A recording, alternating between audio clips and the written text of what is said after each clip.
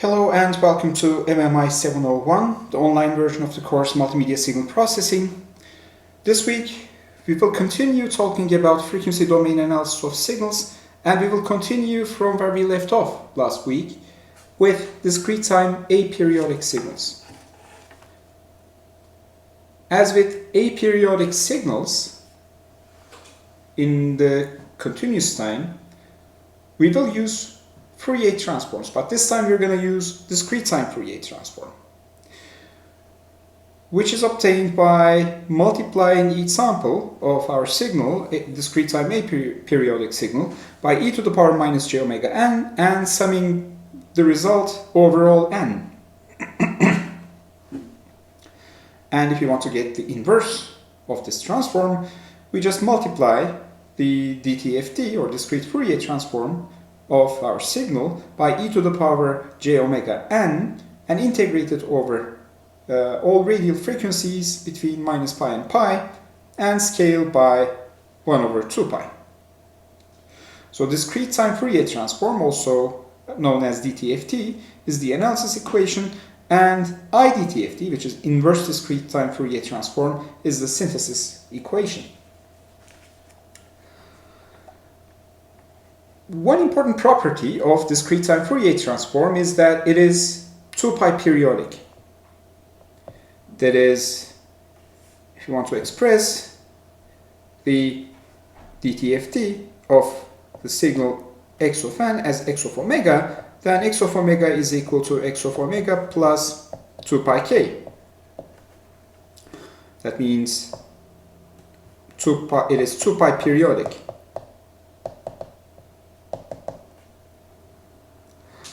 And another important property is that if we know the values of the DTFT in the region from minus pi less than or equal to omega less than or equal to pi, then we know it in all places at all frequencies. And this interval is called the fundamental interval.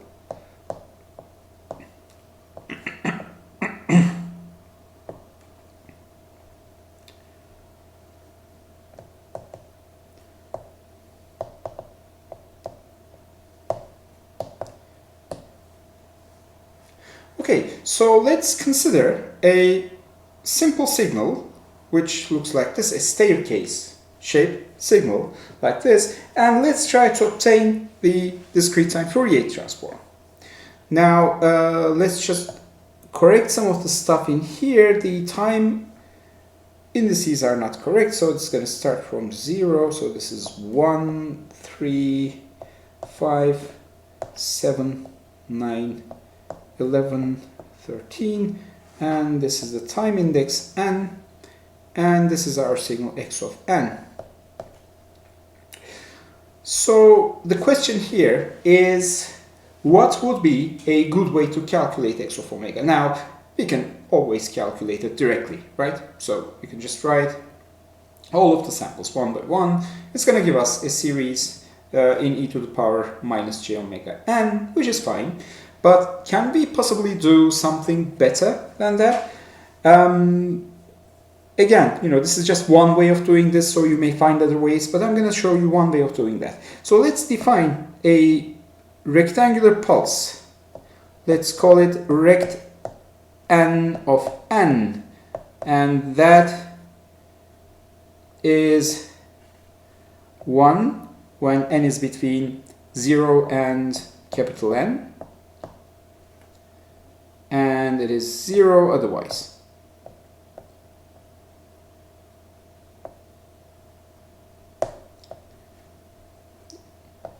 Okay, so we can, for instance, express the signal that we have as a combination of two rectangular pulses. So this first part is, as you can see, rect 4n. So it has 4 samples which are non-zero, and all the rest are 0. And the second part is 1 over 2 times rect 3, but it is shifted by 4 samples. n minus 4. Okay, so if we wanted to express then our signal x of n, we can express it in this form. X of n is equal to rect 4 of n plus 1 over 2 rect 3 n minus 4. So this is our signal, which looks a little bit more tidy than what you would have if you expressed it using impulse or by samples or by impulse signals. So then the question is, if we know the Fourier transform of x of n, so let me write this as a question. If we know the Fourier transform of x of n, what is the Fourier transform of x of n minus k?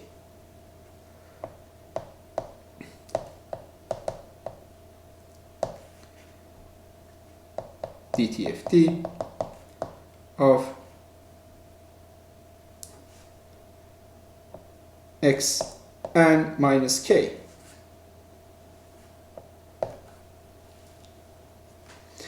Now what we know is x of omega, which is for all n, x of n e to the power minus j omega n, and we would like to find out x tilde of omega, which is for all n, x of n minus k e to the power minus j omega n. Now if we substitute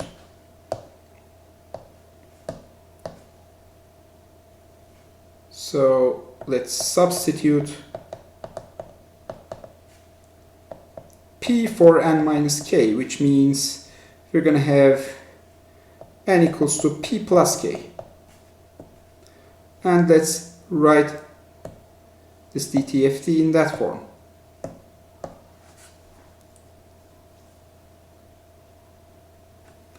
So then we have,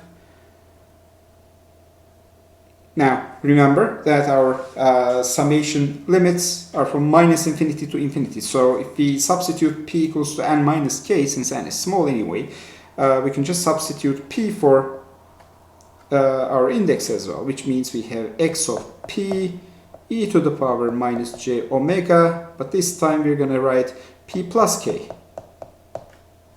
here. But we can just write this as e to the power minus j omega k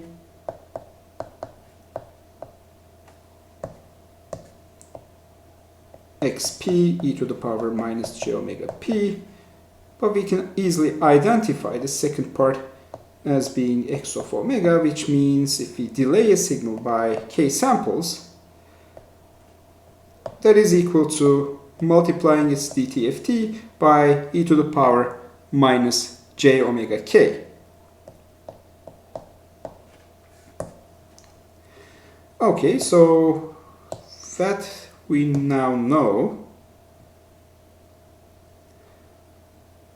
So let's try to express now our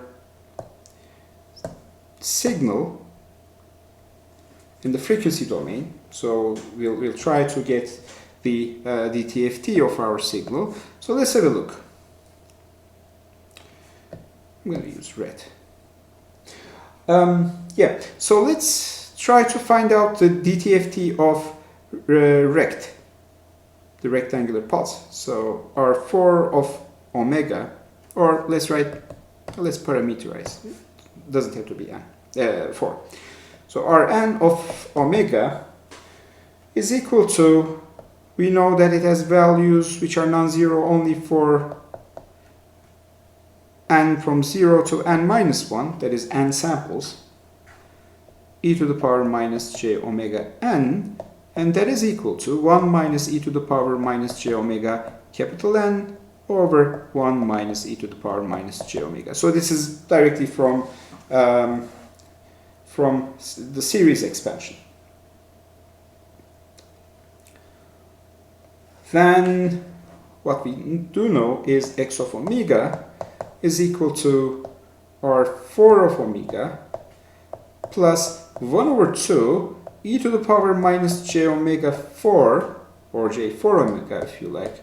It's going to look slightly better than this. j4 omega R3 of omega. That's good. So we can just write it as follows: 1 minus e to the power minus j 4 omega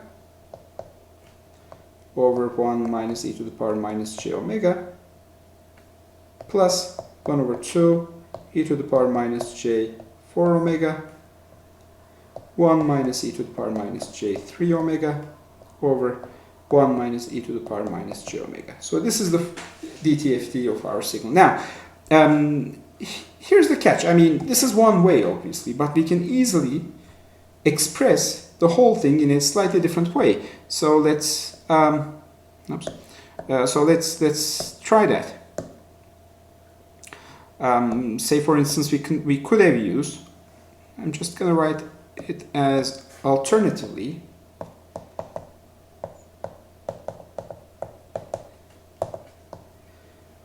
X of n is also equal to rect 4 of n plus rect 6 of n, but this times 1 over 2, right? So we have two rectangular pulses and we're just getting the average of these two. It's going to be exactly this. So I'm leaving it to you to calculate the DTFT and show that it's the same.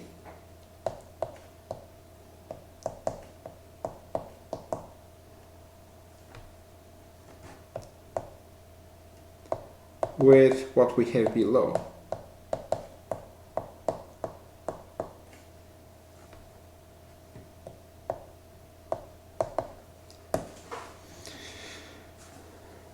Good. So next thing that we're going to look at is the energy of our signal. So with discrete time aperiodic signals, we typically have signals which have a finite duration, that is, signals with a finite time support. Only non-zero at a given interval or given set of intervals. So the energy is calculated as taking the absolute value of the samples and adding them over all n. So let's have a look at the energy. So energy Ex is equal to, for all n, xn squared. Now we will try to show Parseval's relation, or by its more proper name, Plancherel's formula. Let's have a look.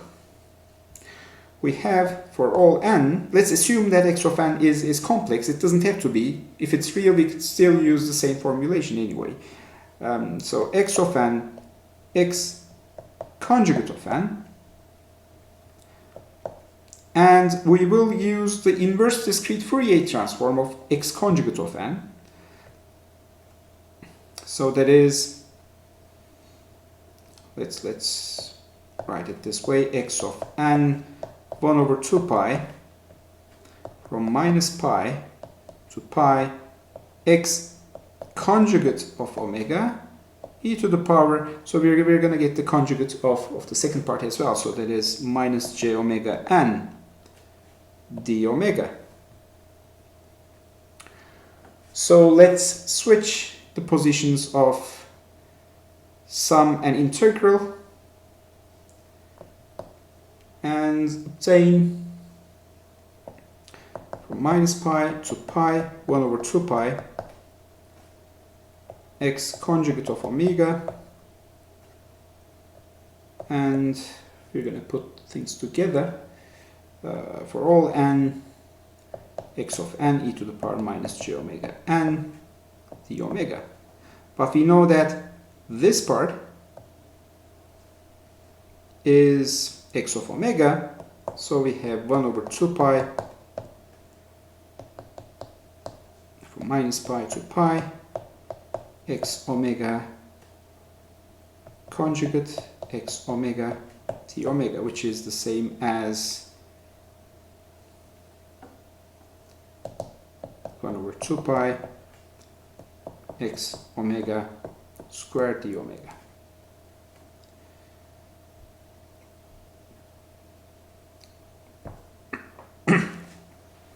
Okay, so we have shown Parseval's relation in exactly the same way that we did for other types of signals. So that is the Parseval's relation. Now, energy density spectrum is the absolute value squared of dTft. And if we have a real signal, we can find some useful properties of the dTft. So dTft, x of omega is equal to x conjugate of minus omega. X of omega magnitude is equal to magnitude of x conjugate minus omega, obviously. The phase of x of omega is an odd function of omega, and energy density spectrum is an even function of omega. So these are some properties which are important. Just as a little note here, I mean, in order to remind you once again, you already know this, I know, but I'm just going to write it down once more in order not to confuse you. So you may be asking yourself what omega is. Omega is 2 pi lowercase f, right? And f here, and f is the normalized frequency, so that is f over fs. Obviously, for a discrete time signal, we will have a frequency which is which will depend on the sampling frequency, right? So f again depends on the sampling frequency, the sampling rate, and it is f over fs. Now, one additional thing about real valued signals is, if we know x of omega for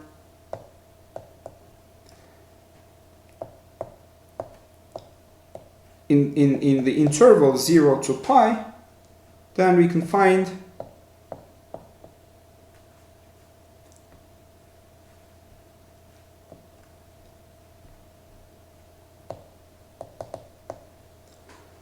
the whole spectrum.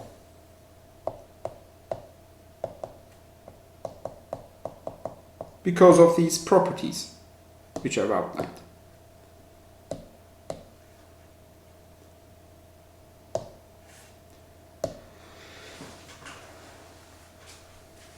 Okay, so much so for Parseval's relation. And what about the convergence of dTft? So we say that, yeah, we need infinite number of samples to calculate x of omega. And in many cases, that's not feasible. First of all, we don't have that much computational power and or time, so we can truncate, right? So we would truncate our series to 2n plus 1 samples. And the question is, what happens then? What happens if we truncate this series? Now, since in here we're not using higher frequency components, we're going to lose some accuracy, especially at places where we have higher frequency components. So what do I mean by this? So if you wanted to write x of omega, it would start with x of minus n e to the power j omega capital N, and finally it's going to end in x of n e to the power minus j omega n, right? But what we know is terms with higher frequencies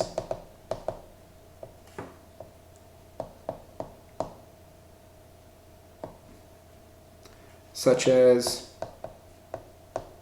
e to the power minus j omega n plus 1 are discarded.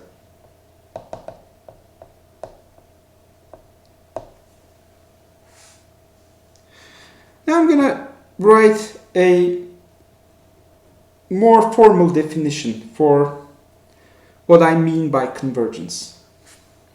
I'm going to define uniform convergence without any proofs, so if you're interested, you can find it in anywhere, really. But let me just write uniform convergence.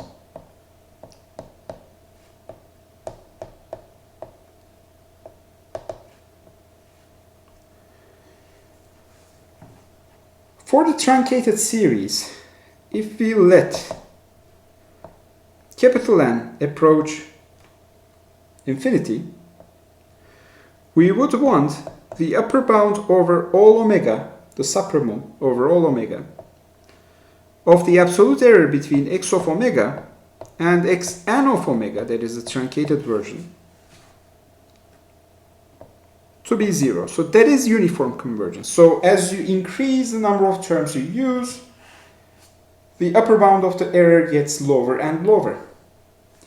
And this is satisfied. Uniform convergence is satisfied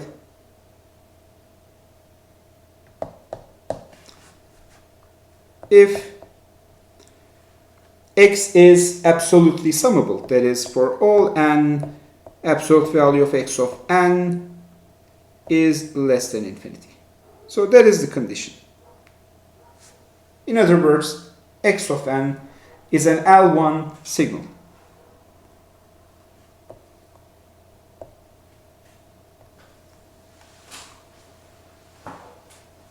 Now, you may have possibly heard about Gibbs phenomenon.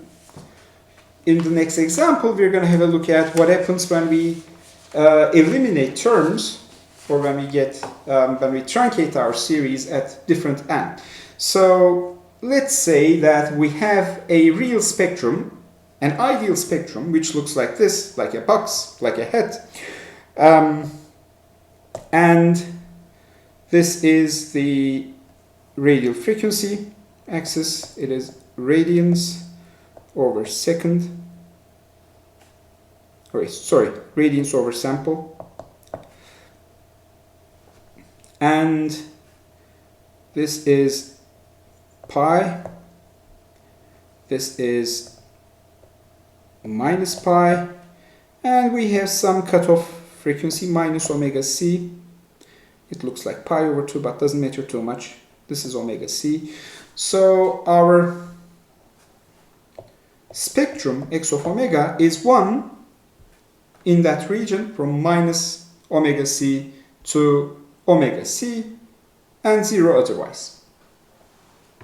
So what is the discrete time signal which leads to this? So let's calculate this. X of n is equal to 1 over 2 pi from minus infinity, to minus omega c, not infinity obviously, minus omega c to omega c e to the power j omega n d omega. And that is equal to the sinc function, but let's write it openly. That is omega c over pi for n equals to 0, and sine omega c n over pi n when n is not equal to 0.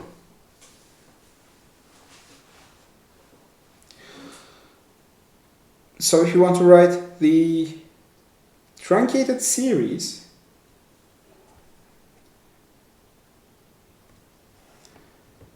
we can express it in this way. So x n of omega is equal to n from minus n to n x of n e to the power minus j omega n, and that is equal to n from minus n to n, but n is when n is not equal to 0, sine omega c n over pi n e to the power minus j omega n plus delta n omega c over pi. Now, this second term corresponds to the case where we are dealing with n equals to 0. So it looks a little bit complicated, but it isn't. It's just we're adding just one value to our series. So the question is, if we have such an expression for the truncated series, how do we observe different values of n? I mean, we can obviously simulate it, right, numerically. So let's have a look. Let's truncate the series at n equals to 3, n equals to 5, n equals to 7, and n equals to 100. When n equals to 3, we're using just 7 terms, 2n plus 1. And you see that the truncated series, which is shown in yellow or orange, started to converge to the shape of our spectrum. When n equals to 7, n equals to 5, we're using 11 terms, and it converges even better, or it approximates the shape even better. When n equals to 7, it's even better, but as we increase it even further, when n equals to 100, the flatness of the middle part is approximated very well. However, we still have the ripples around the edges. So the reason for that is edges constitute very high frequency components, and these components cannot be represented by a truncated series very well. That means those are going to stay. These ripples are going to stay. So that is the Gibbs phenomenon. You're going to see those ripples whatever you do.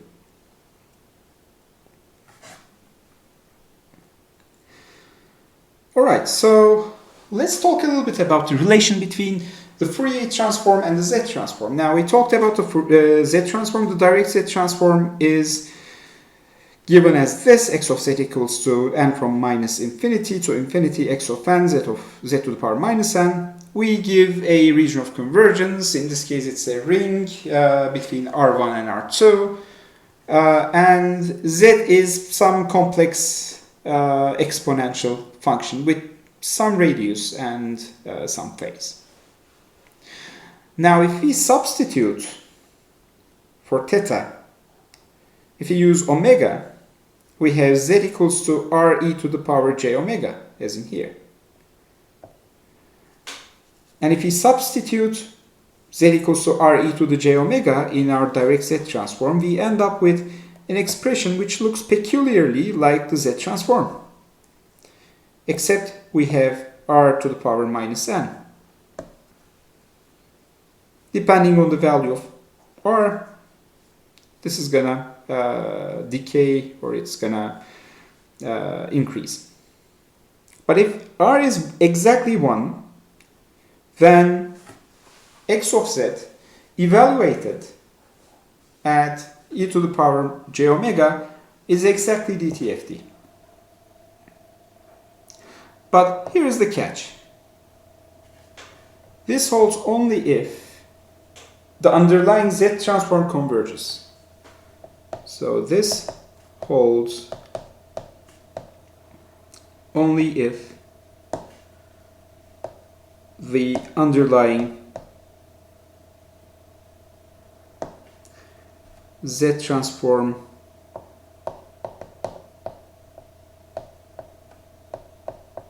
converges for r equals to 1. What does this mean?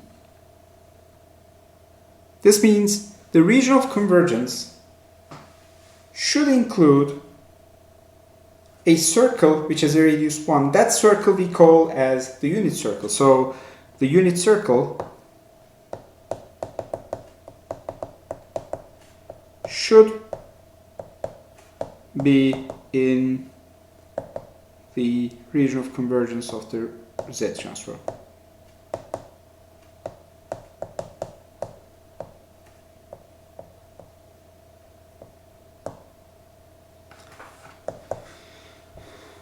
Okay, so this is the relation between discrete time Fourier transform and Z transform. So we're going to have a little diversion here, and we're going to talk about classification of signals in the frequency domain. We're going to have some definitions, but for those definitions to make sense, I'm just going to draw a little figure here. So let's draw the positive frequencies here, just the positive ones. And let's say that we have a spectrum which looks like this. So this is F1, this is F2, and this midpoint here is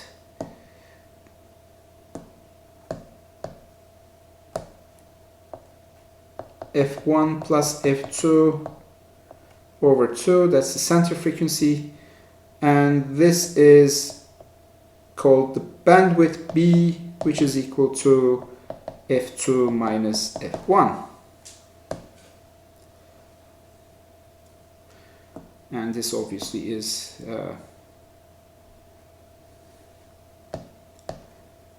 x of omega, magnitude of x of omega. Okay, so what is bandwidth? Bandwidth is the frequency interval which contains 95% of the power or energy spectrum. But again, it depends on whether or not you have a periodic signal. If it's periodic, we're going to talk about power. If it's aperiodic, we're going to talk about energy spectrum. Doesn't matter. This is the frequency interval which contains 95% of the energy-like or power-like features of the spectrum. So it has a lower cutoff and it has an upper cutoff frequency, F1 and F2. So you may have heard about narrowband signals. A narrowband signal is a signal for which the bandwidth is much less than the center frequency. Now this is a relative definition, as you can see, in many respects. In its first aspect, and what is much less than? It's unclear. It doesn't matter too much. It's going to depend on the application anyway.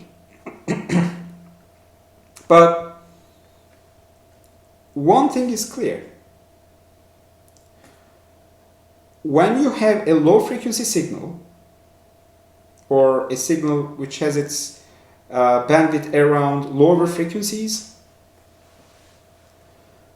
then it is more likely a narrowband signal than the same spectrum shifted upwards.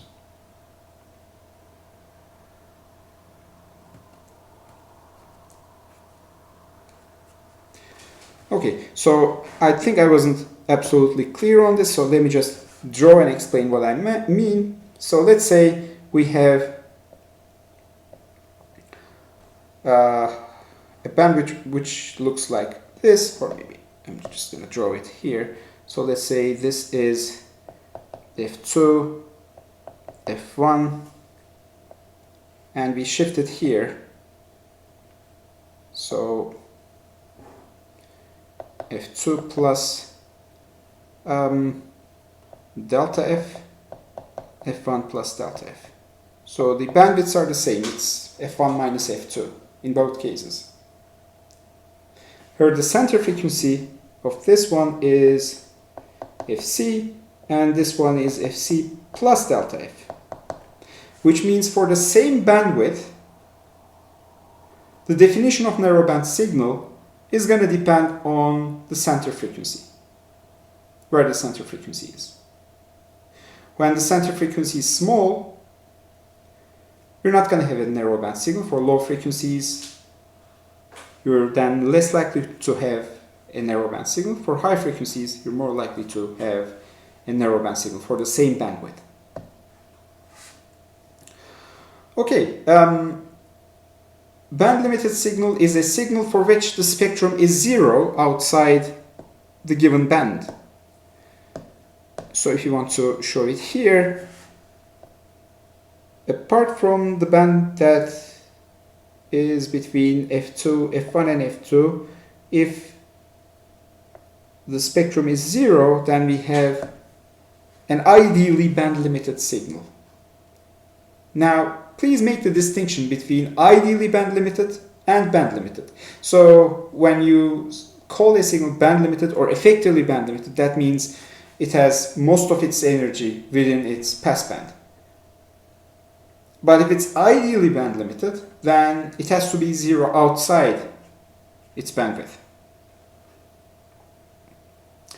A time-limited signal is a signal for which xt is 0 or xn is 0 outside a certain interval. So it has a finite time support then. Now here's a little fact. I'm going to present it to you without any proof. No signal can be both band-limited and time-limited.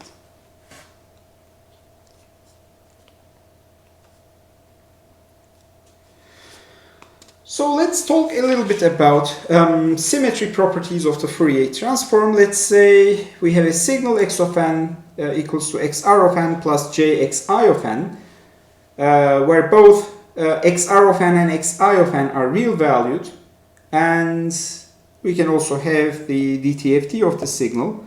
There's a little typo here, so this has got to be omega, okay? Where both, okay, so again, where both xr of omega and xi of omega are real. So we're just trying to express the DTFT of the signal as well as the signal itself by using real valued signals and real valued spectra. So let's express the DTFT of our signal x of omega is equal to, for all n, when I say for all n, that means n from minus infinity to infinity in here, x of n e to the power minus j omega n, which is equal to, for all n, xr of n plus j xi of n times cosine omega n minus j sine omega n. So what did we use here? We used, we expressed the complex exponential as a complex number with a real part and an imaginary part. And let's go on. That's going to mean that x of omega is equal to, for all n,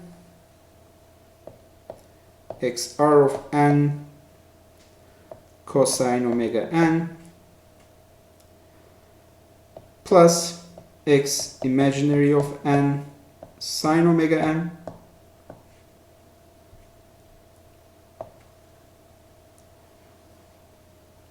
minus j, for all n, xr of n sine omega n minus xi of n cosine omega n.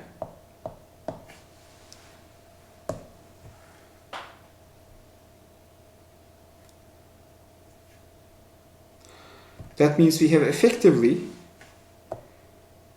separated our DTFT into a real part. So this is xr of omega and an imaginary part. So this is xi of omega, and both are real values, obviously. in a similar way, we can also express our signal in time domain, the real and imaginary parts. xr of n is 1 over 2 pi from minus pi to pi xr of, oops, have to be capital X, r of omega cosine omega n plus capital Xi of omega sine omega n. Sorry, that's got to be a minus, not a plus.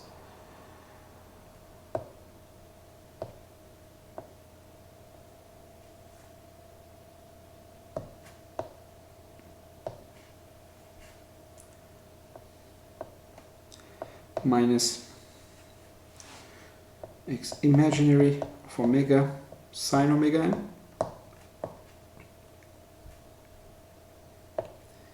d omega, and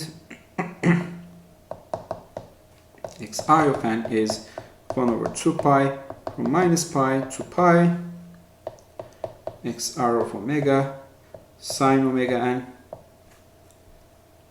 plus xi of omega cosine omega n d omega.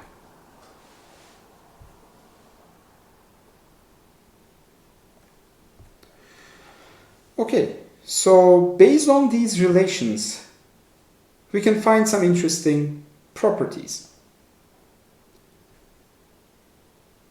The first case is for real signals, which means our signal has no imaginary component. Its imaginary component is 0. So if we plug in that to x of omega, where we're using xi of n, let's plug in 0. So what then is xr of omega when xi of n is 0? It is for all n some xr of n cosine omega n, right? And for the imaginary part, it's minus j xr of n sine omega n. So let's write that down. So xr of n, oops, sorry, xr of omega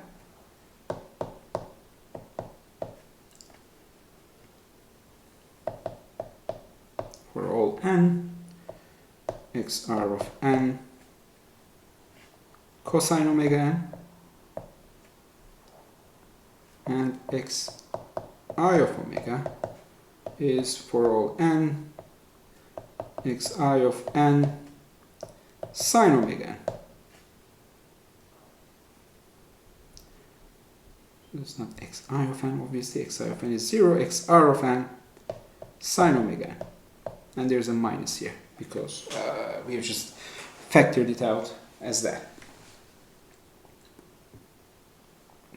So what does this tell us? First of all, since cosine is an even function, we're going to have xr of omega, sorry, xr of minus omega will be equal to xr of omega. So imagine substituting minus omega here for cosine. It's going to be still cosine omega n, right? So we have xr of minus omega is xr of omega. That is an even function then. And xi of omega, xi of minus omega is equal to, when we substitute minus omega here, it's going to be negative sine omega n, which means we're going to have negative xi of omega. So it's an odd function. That's going to tell us that x of omega is equal to x conjugate of minus omega. And, well, let me just write underneath this, because we have more space there. The magnitude of x of omega is xr omega squared plus xi omega squared, and the phase of x of omega is equal to inverse tangent or arctangent xi of omega over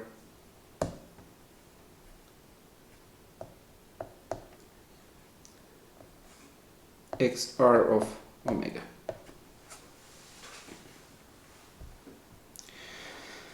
Okay, that's for the case where we have a real signal. What happens if you have a real and an even signal? Now, if you have a real and an even signal, the imaginary part of the DTFT spectrum will be 0. And why is that? Let's have a look. So, imaginary part is this. Xi is 0, we have a real signal, so we don't care about this. And the second part, for every xrn, we're going to have an xr minus n which has the same value, and for that same value we're multiplying by sine omega n. So the total is going to be 0, which means xi of omega is going to be 0. That means x of omega is xr of omega only. That is, it is a real valued function. And that is equal to x0 plus 2 times n from 1 to infinity x of n cosine omega n. It is real valued. And x of n then is equal to not 1 over 2 pi, because we will be dealing with 2 times the spectrum in many places, from 0 to pi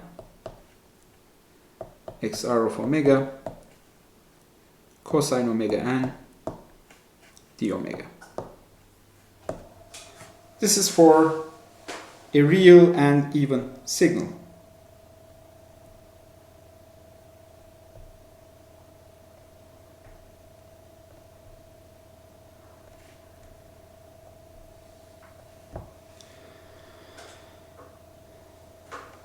Okay, so what happens if you have a real and odd signal? I'm not going to go into details, but the real part of the spectrum is going to be 0 this time. So xr of omega is going to be 0. Which means x of omega will be equal to j xi of omega. And that will be equal to 2j times n from 1 to infinity x of n sine omega n.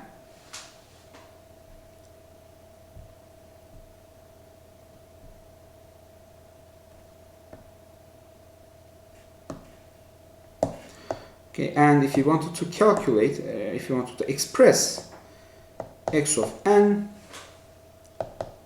that is 1 over pi from 0 to pi minus 1 over pi x I of omega sine omega n d omega.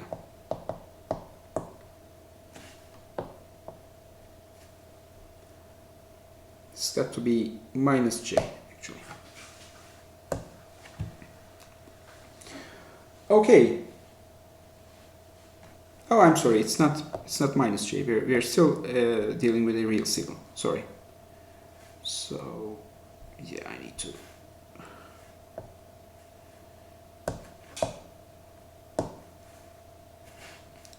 So this is minus 1 over pi. Okay, so finally, if we have a purely imaginary signal, then we get rid of the real part. I think you got the drill, I guess. So you understood what we're doing. So this is for all n xi of omega, sorry, xi of n sine omega n, and xi of omega is equal to, for all n, xi of n cosine omega n. So that's in a way very similar to what we had with a real signal. And eventually we have x of n is equal to 1 over pi, 0 to pi, xr of omega sine omega n plus xi of omega cosine omega n d omega.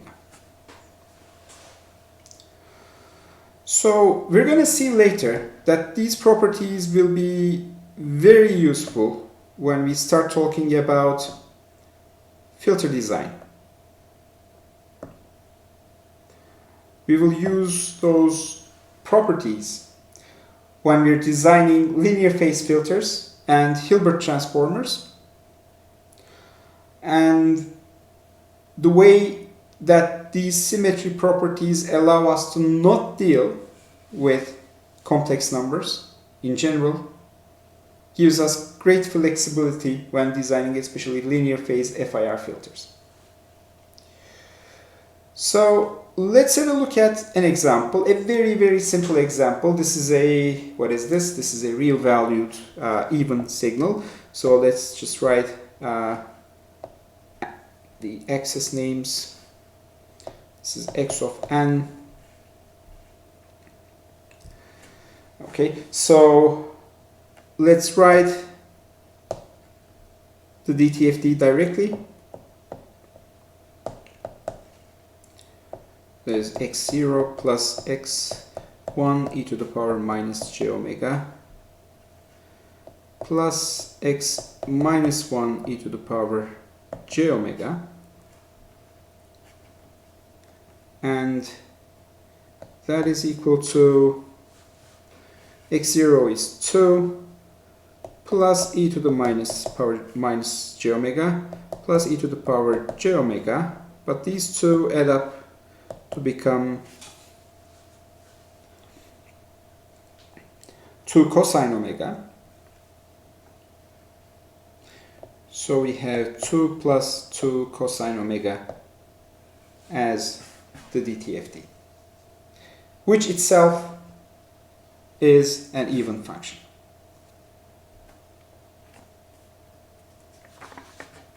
So how about the properties of discrete time Fourier transform?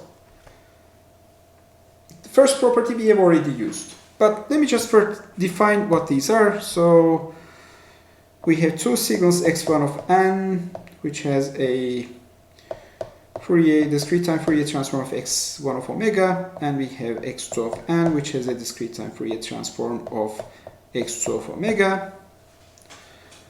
And linearity, if you combine scaled versions of these two signals, that corresponds to the same operation in frequency domain.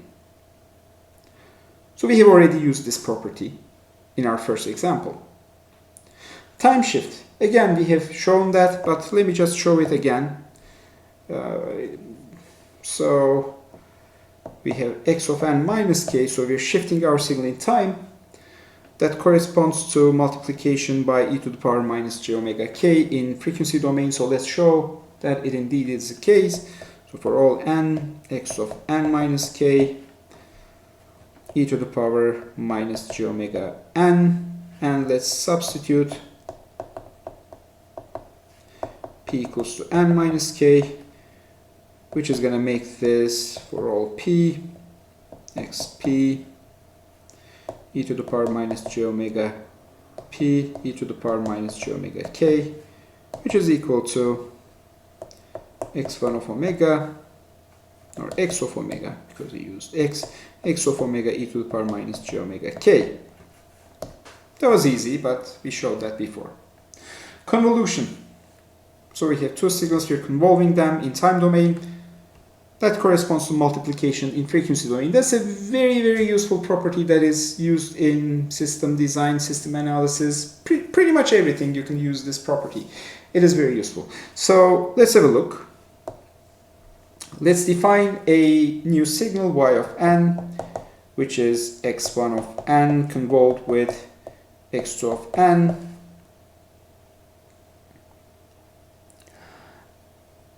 And let's write this as a convolution sum for all k, x1 of k, x2 of n minus k.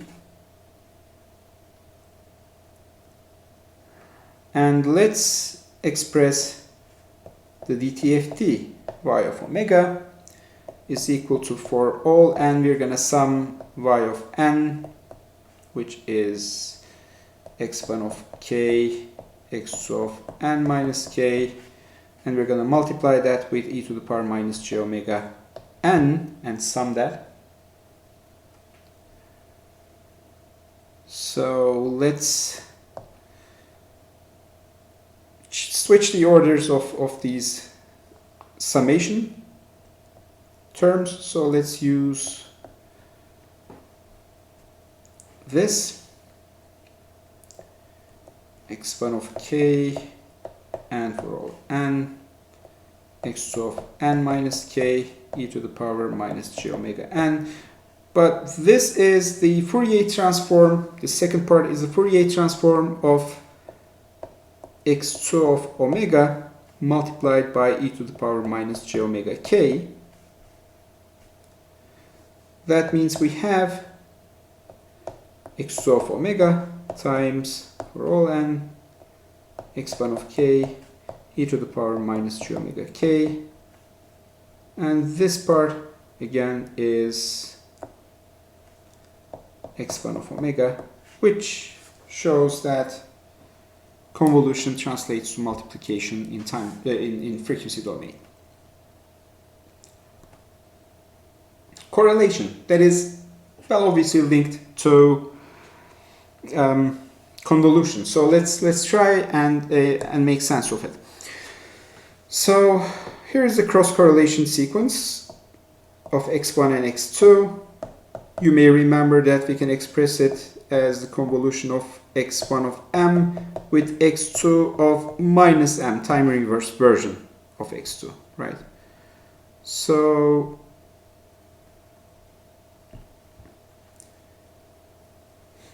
let us define a new signal.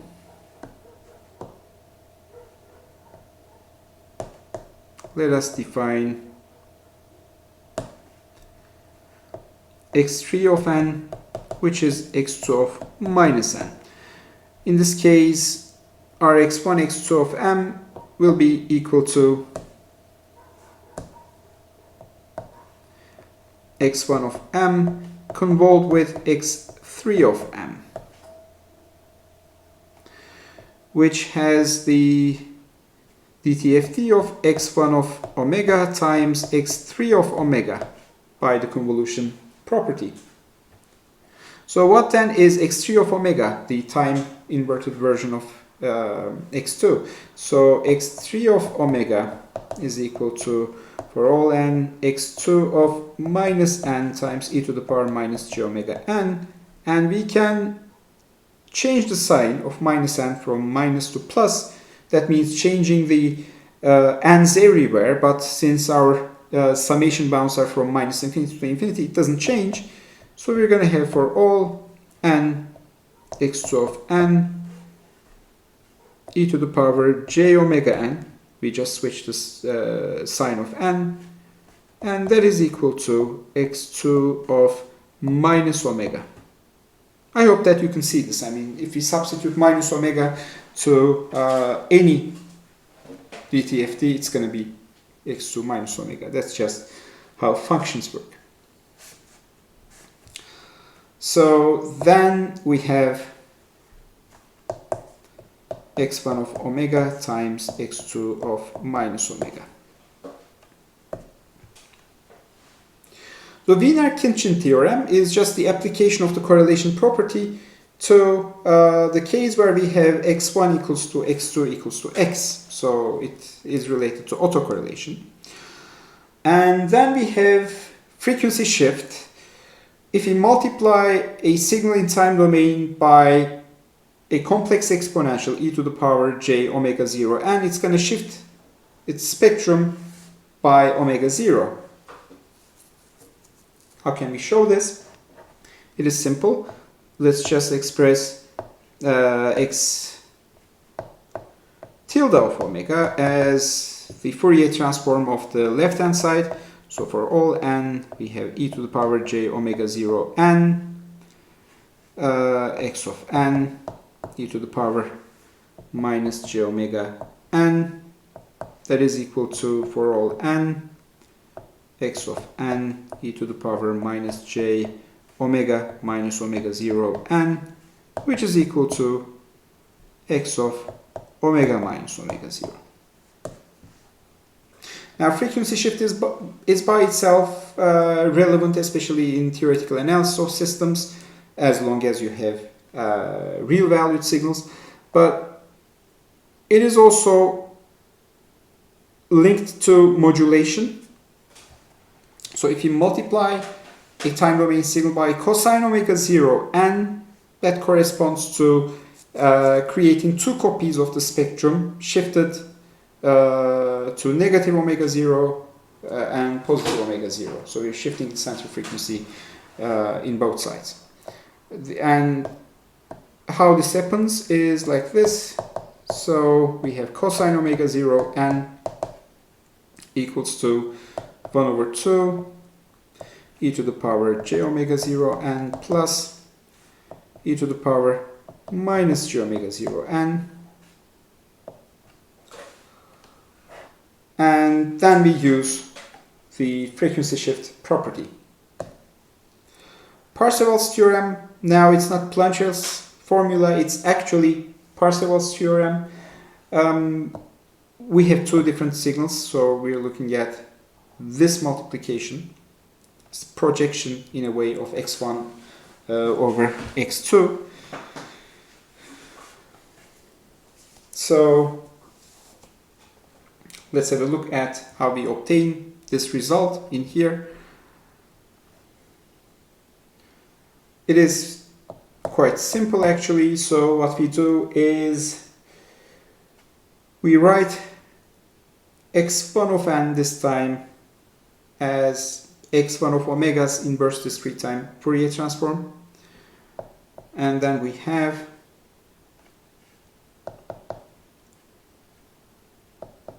this x2 conjugate of n from minus pi to pi x1 omega e to the power j omega n d omega.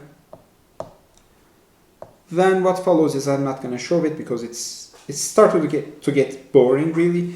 You can just show it yourself. You can just proceed as in other cases of Parseval's relation theorem. Okay, then multiplication in time domain translates to something which looks like convolution in frequency domain. So let's have a look at how we show this. Y of omega is equal to, for all n, x1 of n, x2 of n, e to the power minus j omega n. And let's express x2 of n as the inverse discrete time Fourier transform of x1 of lambda this time, just to use a different parameter so that it's differentiated from omega. So let's express it in that way.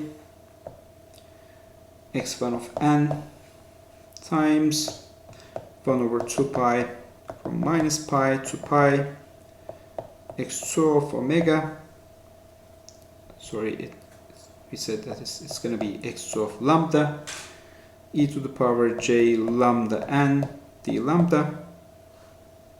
Then we have e to the power minus j omega n. But this is equal to, by switching the integral with the sum, x2 of lambda times for all n x1 of n e to the power minus j omega n d lambda. So it's not omega n, but it's omega minus lambda n d lambda. And that is equal to 1 over 2 pi x2 of lambda x1 of omega minus lambda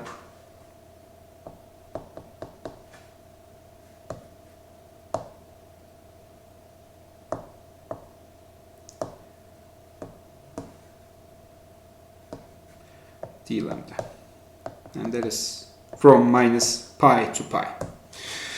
Okay, so that is multiplication, and our final property is differentiation in the frequency domain. That is very similar to differentiation in Z domain, which we've seen earlier. So this is a relation. So if you differentiate your spectrum in frequency domain with respect to frequency, that corresponds to multiplication of your time domain signal by n, the time index. So how do you obtain this? This is also simple to show. So let's write x of omega first. For all n,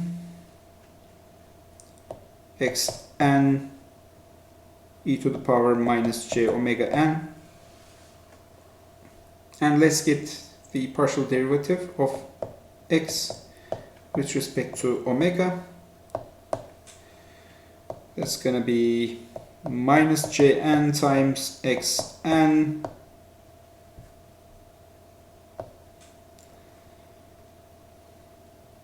e to the power minus j omega n. And we divide both sides by minus j, which is going to give us j partial x over partial omega is equal to, for all n, xn e to the minus j omega n. So that is the Fourier transform DTFT of nxn.